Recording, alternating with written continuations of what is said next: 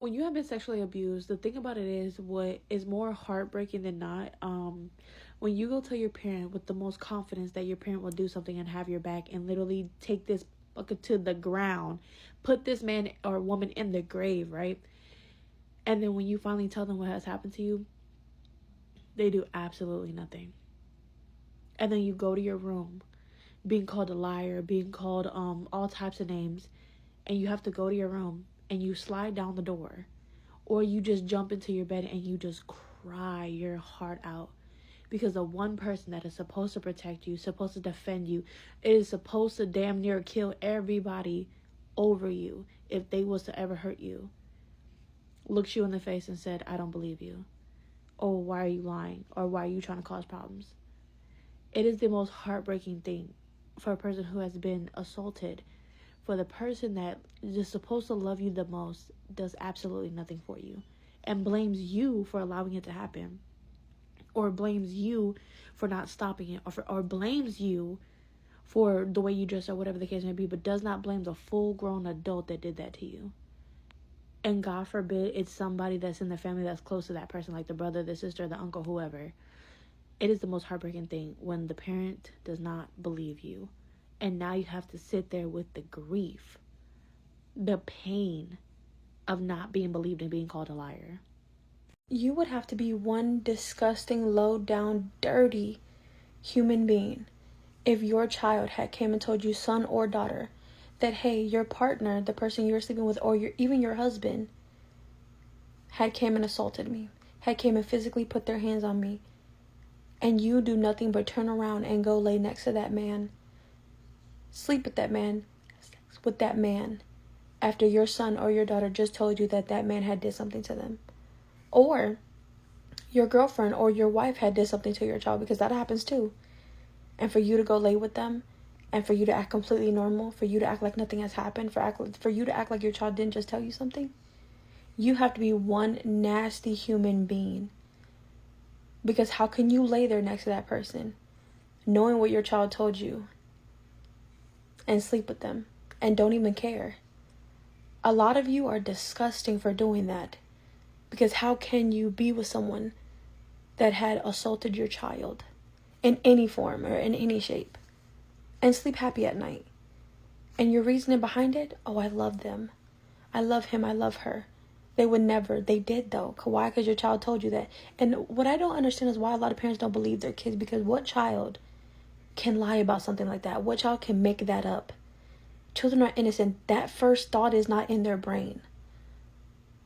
Someone put that there. Someone did something to them. So your child cannot come and lie to you about that. But you can go lay down with them and have sex with them like nothing happened. That's disgusting.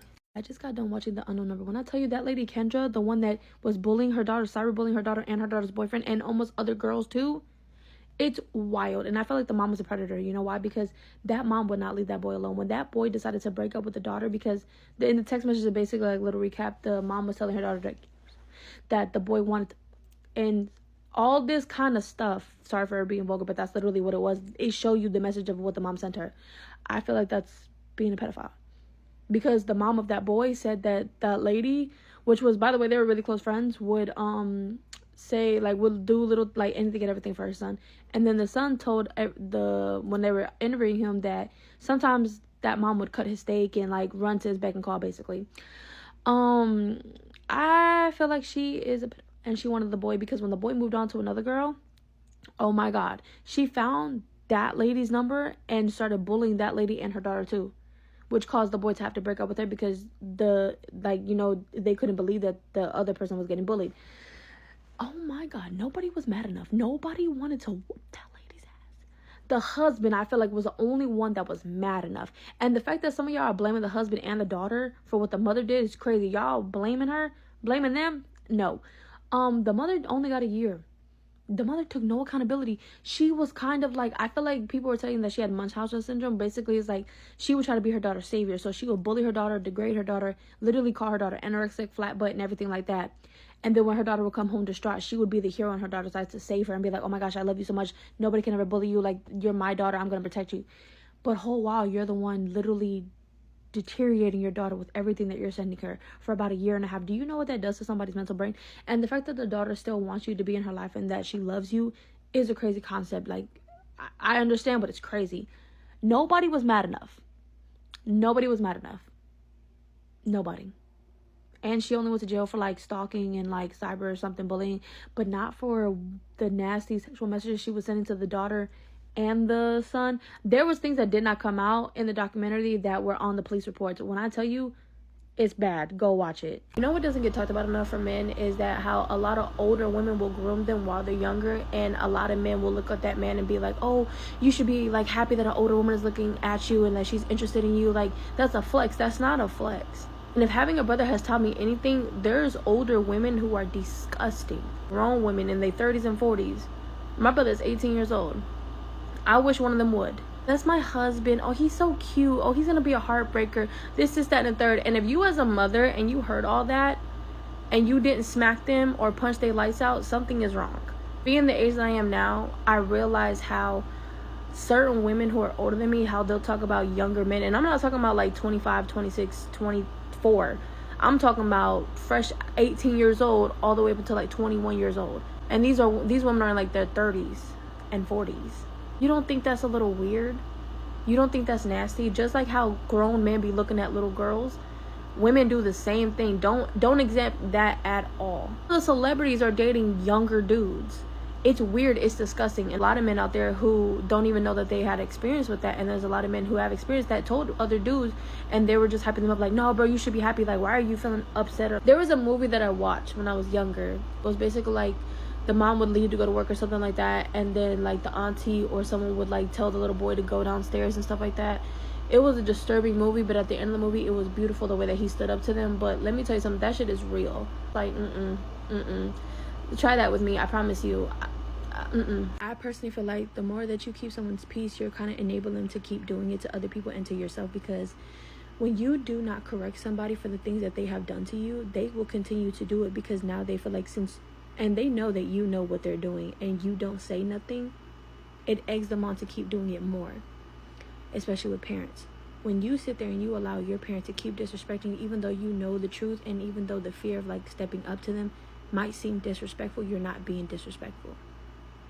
They are people just like you. Just because they are your parents does not give them the right to hurt you or abuse you or mentally mess with you. I know a lot of people are like, oh, you have to respect your parents. Yes, you have to respect your parents. And a lot of people also try to use the Bible as like a get back at kids, to be like, oh no, you need to stay in your place. But the Bible says, yes, honor your mother and thy father.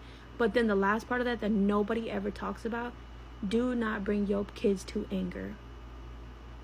A lot of people like to gaslight their kids. A lot of people like to emotionally manipulate their kids into correcting them and into molding them the way that the parents want them to be. You probably don't know who you are because your parents molded you into who they wanted you to be. So now you're in life struggling. You don't have no friends. You don't know who you are. You don't know what you want to do because your parents molded you into the person that they wanted you to be. You might have became a doctor, but you really didn't want to be a doctor. You wanted to be a musician, but your parents made you feel bad for that. They made you seem like that was not a good career choice. A lot of people don't understand that when you stay silent, you enable someone. I understand the fear of speaking up because I was scared to speak up to anybody in my family. But once I did, at the end of the day, what can you do besides stop talking to me? Will that hurt my feelings? Yeah, but eventually it'll subside. I'll be okay. But the more you stay silent, the more it affects you as a person. It doesn't affect them because they're going to keep doing what they're doing. So that's why you see like years later down the line, your mom might still say something about your weight. Your dad might still say something about you not having the job that he thinks you should have because that's a job that he would go get. I know it's hard, but sometimes you really got to like defend yourself even if you don't know how to.